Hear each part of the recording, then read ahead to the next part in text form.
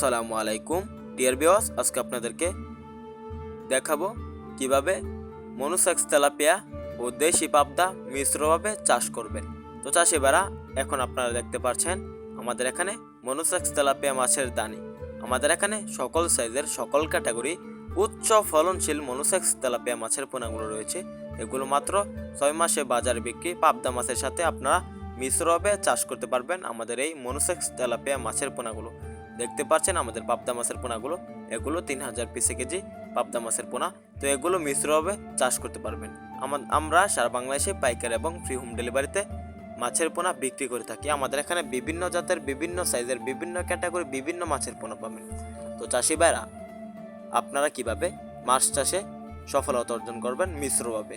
তো মিশ্রভাবে মাছ চাষের নিয়ম হলো উপরের লেয়ারে এবং নিচের লেয়ারের মাছগুলো দেখে মাছ চাষ করা।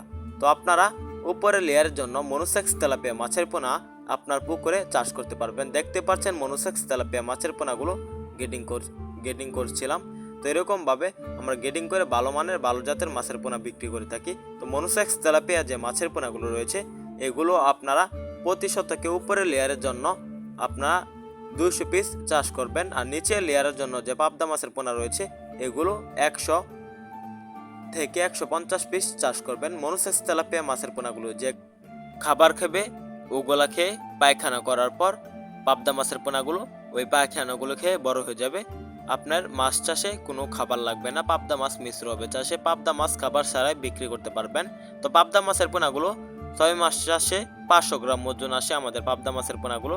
তো চাষে এবার মাছের পোনা ক্রয় করুন। ভিডিওটি ভালো লাগলে চ্যানেলটি সাবস্ক্রাইব করুন। ধন্যবাদ।